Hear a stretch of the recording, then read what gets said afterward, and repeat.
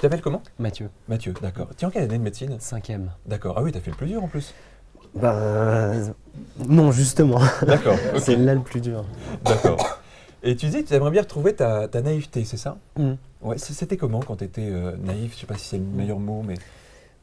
C'est-à-dire, il y avait une espèce de. Je sais pas, de plaisir. Enfin, il n'y avait pas d'impression de certitude acquise, voilà, au bout d'un moment, de se dire, bon, bah, ça, je sais à peu près comment ça fonctionne, comment c'est plus très passionnant, enfin, je sais pas trop où ça va, etc. Enfin, D'accord. peut-être voilà, un peu bloqué dans un cadre très précis, et justement, et comme à chaque fois qu'on en sort, bah, on est un peu peur de comment ça va se passer, qu'est-ce que ça va donner, bah, plus tendance à y rester sans bouger, sans... Ok. Alors j'ai deux questions déjà à te poser là-dessus. Est-ce que tu penses est-ce que tu as déjà rencontré des gens, par exemple, qui après des années et des années et des années de pratique d'un métier, peut-être la médecine, si tu as cette référence-là ou d'autres, avaient gardé cette naïveté, cette capacité à s'étonner, à sortir du cadre et tout ça? Est-ce que tu as des modèles de ça?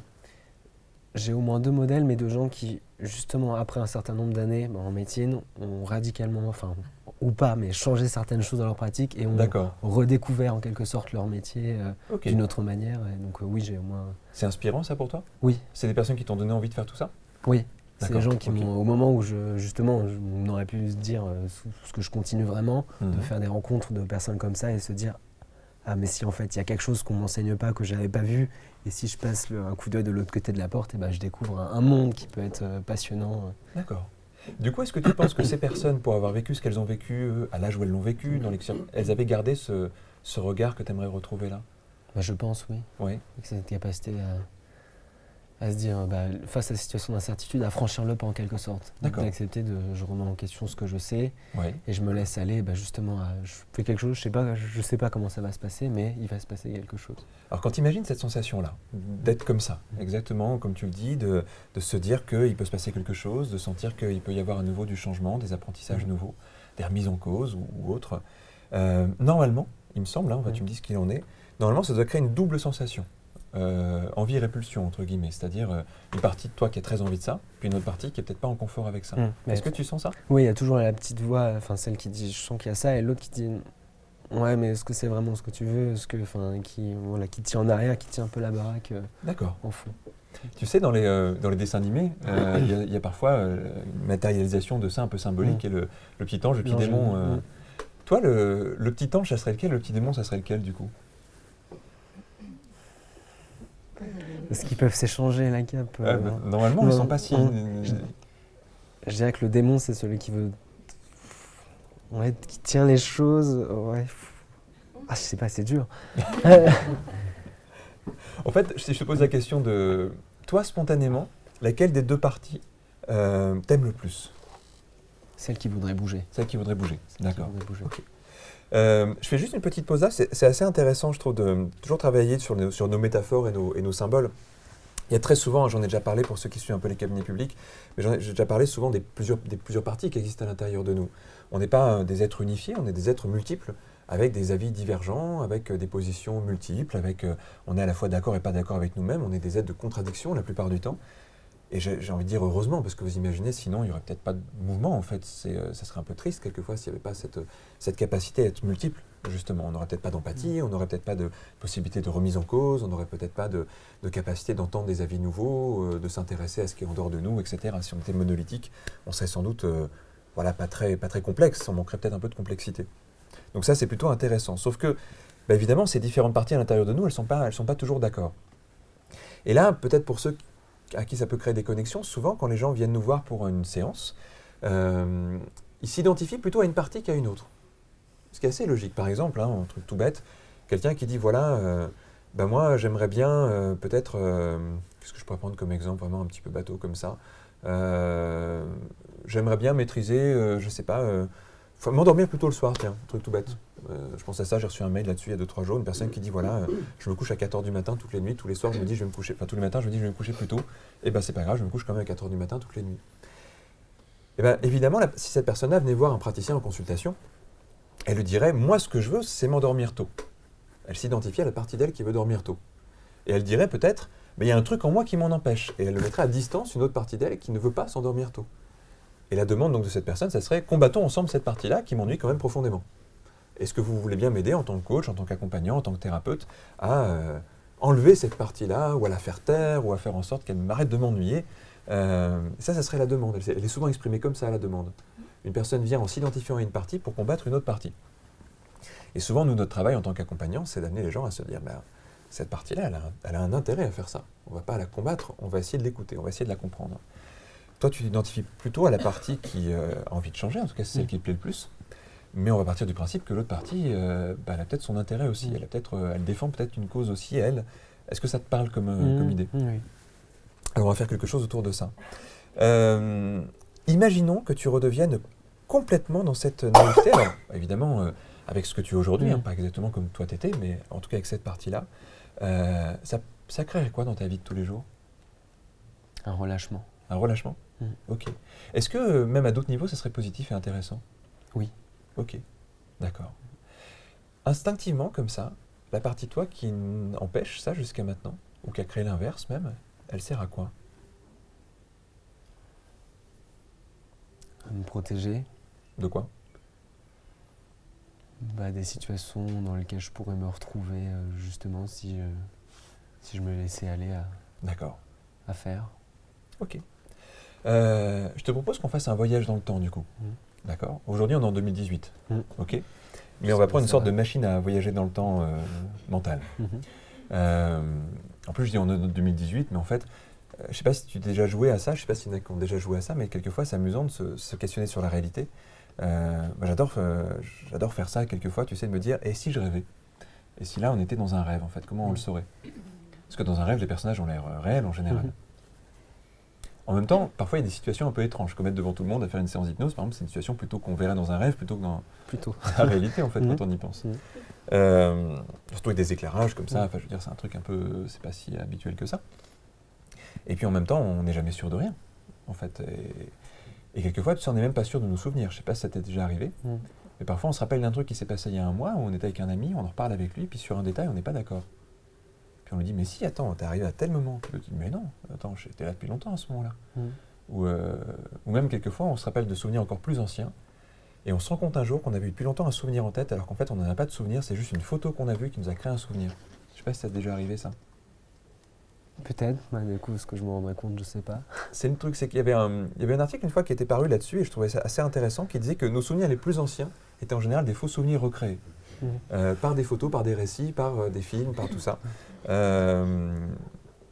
Et ça, c'est intéressant parce que c'est vrai que c'est très difficile de savoir ce qu'il en est, en fait. On peut même avoir des faux souvenirs complets sans s'en souvenir, en fait. Ou avoir oublié des choses importantes sans le savoir, ça c'est vrai aussi. Et bien, on va faire la même chose, mais avec l'avenir. Je ne sais pas comment tu imagines l'avenir. Je te propose une métaphore, en tout cas. Imaginons que là, il y a un chemin. Le passé, il y a eu un chemin. Et devant, il y a des milliards de chemins possibles. Chaque micro-décision va faire bifurquer dans une direction ou dans une autre. Même la décision la plus infime. Et puis évidemment, il y a des décisions plus importantes. On va faire quelque chose dans quelques instants, tu vas rentrer dans un autre état de conscience.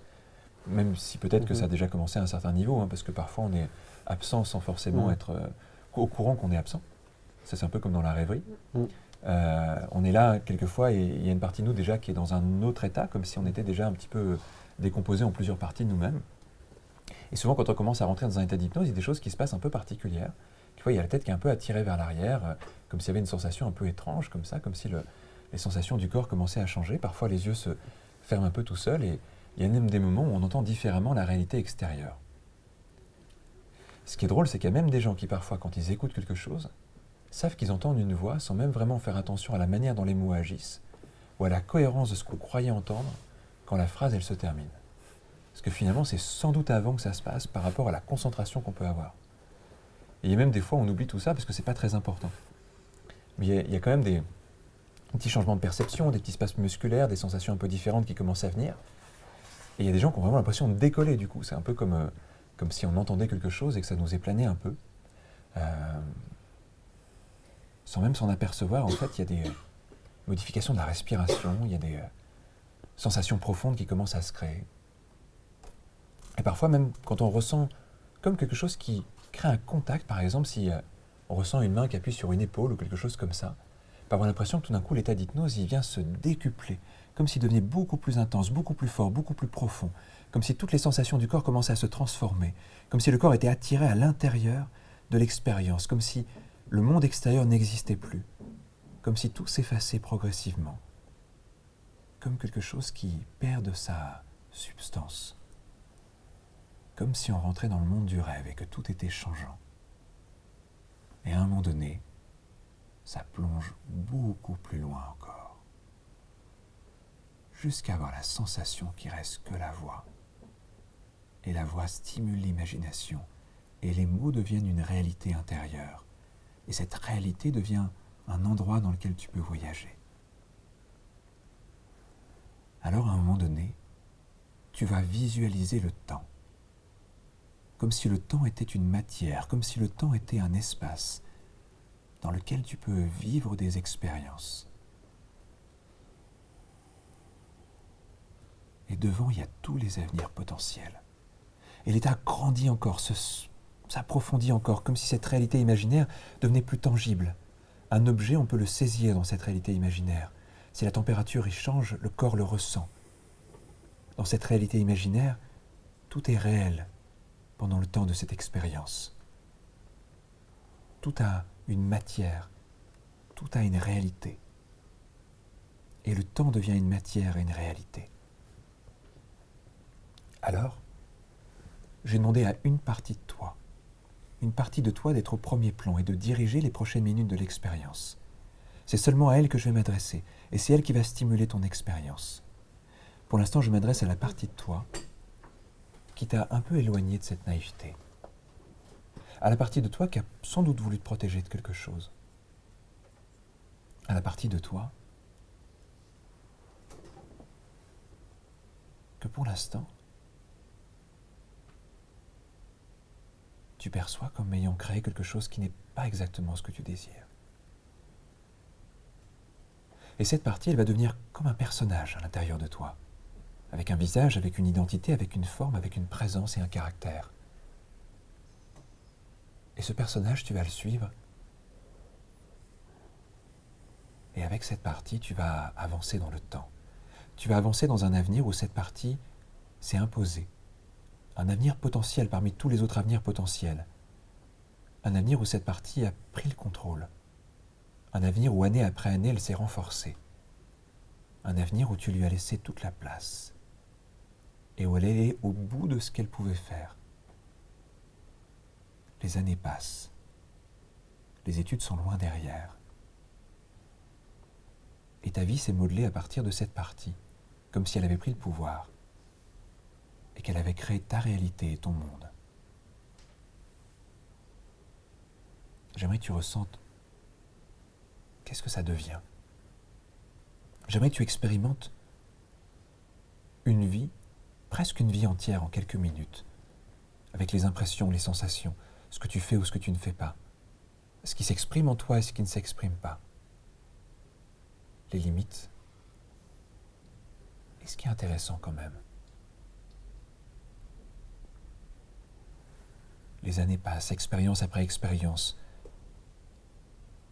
C'est comme si, au début, cette partie t'accompagnait, mais que maintenant, toi aussi, tu vas l'accompagner vers ses propres limites. Jusqu'à ce que cette partie elle-même puisse sentir qu'il pourrait manquer quelque chose si elle prenait autant de place. Tu peux ressentir toutes les émotions de cette vie.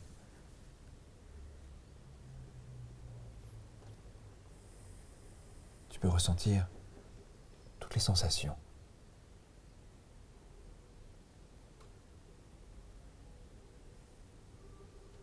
Et dans la dernière partie du chemin de cette vie, t'imaginer regarder en arrière.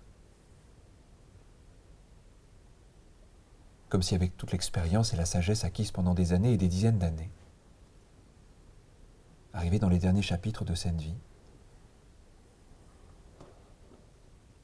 tu pouvais te rappeler d'un moment où, étudiant, tout était encore possible. D'un moment où tout pouvait encore être transformé, remodelé, basculer.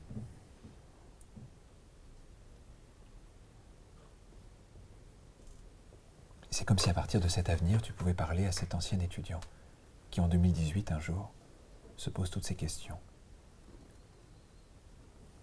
Et que tu lui racontes. Que tu lui racontes ce que tu as appris. Ce que tu as vu, ce que tu as vécu.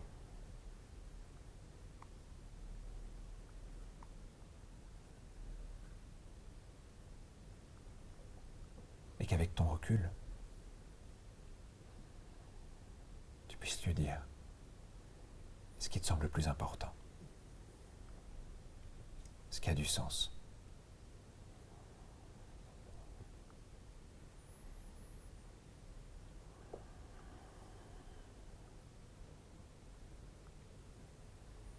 Et ce que tu viens amener à celui qui,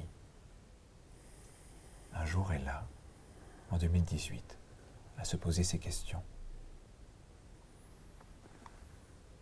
Ça peut poser quelque chose d'extrêmement important à l'intérieur, comme la graine d'un changement, d'un apprentissage.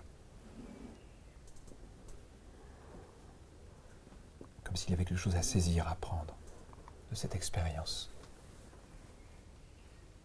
Et en faisant ça, tu vas sentir que cet avenir s'efface tout doucement.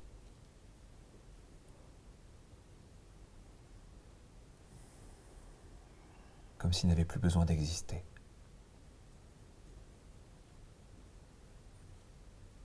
Comme si tu en avais appris tout ce qu'il y avait à apprendre.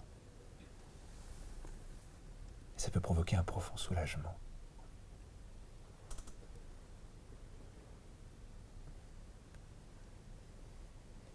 Alors tout doucement, c'est un autre chemin qui va commencer à se dessiner. Un chemin sur lequel il y a avant tout l'autre partie. Mais où tu as intégré quand même des éléments de celle qui voulait te protéger, et ses expériences et son apprentissage. Mais où tu peux laisser beaucoup plus de place à cette autre partie, et quelque chose en toi peut savoir combien de place lui laisser, quelle quantité d'action lui laisser, quelle influence lui proposer, comme si cette partie devenait une sorte de conseiller intérieur, dont la voix et les mots, dont les intentions et les envies viennent éclairer. Alors cet avenir qui est en train de se dessiner, il peut contenir de quelque chose de profondément intéressant.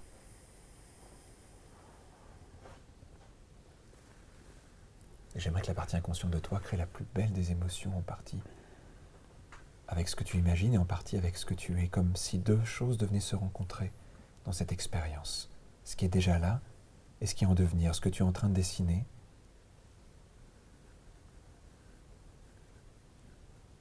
Et ce que tu es en train d'intégrer à l'intérieur.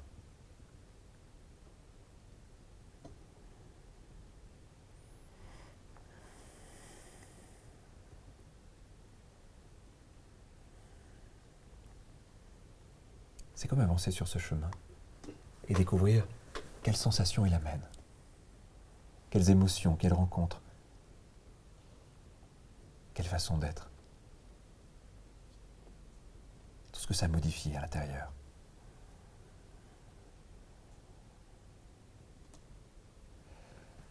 Et c'est comme si tout ça t'amenait vers un endroit très important, un endroit où il se passe quelque chose, où il y a vraiment quelque chose à apprendre, tu sais, comme au bord de quelque chose, au bord d'une compréhension très profonde et très importante. Juste au bord, tu sais, comme quand on est sur le point de découvrir, d'apprendre, savoir, d'intégrer. Et en même temps,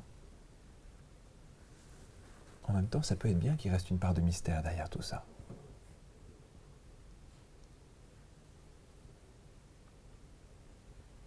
Qu'il reste toutes ces choses à découvrir. J'aimerais qu'une partie inconsciente de toi puisse, dès maintenant, créer quelque chose avec cette expérience. Dans ce que tu es à cet instant, dans ton regard, dans ta façon d'être, dans ton corps, dans tes pensées, dans tes émotions.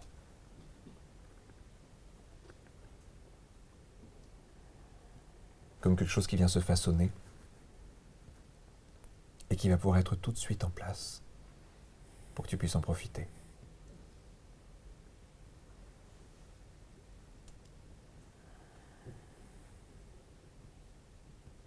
Quand on fait un rêve, on ne sait jamais vraiment à quel moment le réveil va sonner. Mais parfois, tu sais, on est au cœur de quelque chose, il y a comme une voix à l'intérieur qui fait « ça va être le moment de sortir ». Alors même si c'est quelquefois un peu contraignant et qu'on aura envie de rester, de continuer, il y a comme quelque chose qui remonte, il y a comme quelque chose qui nous ramène vers le réel, vers le présent. Ça peut être un peu frustrant parce qu'on aurait bien aimé continuer le rêve, le terminer. Mais en même temps, si c'est l'heure. Bon, après, il y a des gens qui continuent leur rêve la nuit après, qui replongent dedans, voire même qui le vivent, ça c'est encore mieux. Comment ça va? Étrangement. Étrangement. C'était comment cette expérience? Intéressante. Ouais. Bien. Tu peux dire un peu ce que tu as vécu, si c'est possible, si ça va. Bah, la première partie, je sentais la rigidité, enfin je sentais que c'était pas très agréable, il y avait encore je sais pas, des choses qui étaient, ça allait pas de soi. Ouais. Et puis ensuite, bah, que ça devenait naturel, enfin ça glissait, ça se faisait simplement, il n'y avait plus que des sensations, avec moins de questions, moins de dans la tête. Ouais. Je me suis dit, oh, j'aimerais bien essayer de voir ça en place, qu'est-ce que ça donne au quotidien. Là, quand tu y penses, ça te paraît comment? J'ai deux mots qui me viennent, possible et envie. Ouais, ok, c'est plutôt joli ça. Tout à l'heure, quand tu es arrivé, tu sais, tu disais qu'il y avait cette situation en ce moment d'être dans les études, cette 5e année, de redoubler, etc. Là, quand tu penses à tout ça, c'est comment? Une étape. Une étape. Ok, super.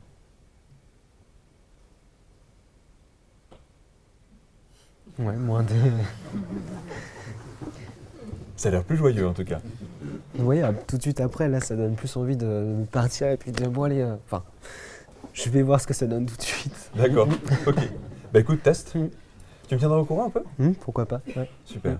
Bah, je te souhaite des belles expériences et de retrouver toute ta naïveté alors du coup. Ok, bon, très bien. Merci à toi. Merci. Bonne soirée.